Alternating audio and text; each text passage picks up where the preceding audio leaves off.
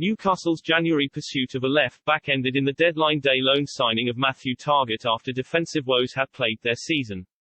However, their squad could have been much different had Atalanta defender Robin Gosens not taken a U-turn to join Inter Milan.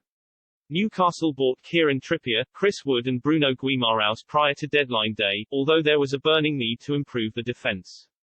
Wood was brought in to weaken relegation rivals Burnley, whilst Trippier and Guimaraes were signed due to their European experience.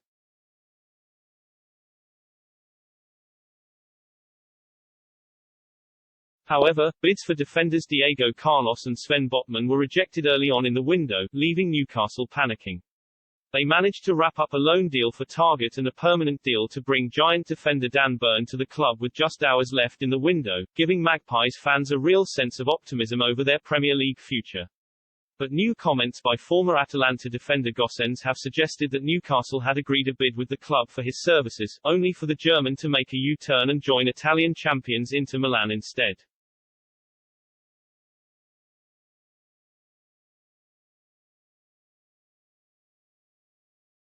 Many assumed that a move to Newcastle was on, Gosens said to Sky, except myself.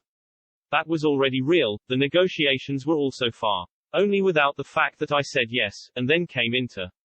The entire transfer actually took place within 48 hours. Gosens eventually signed for Inter on loan until the end of the season, with an obligation to buy if conditions for his transfer were met.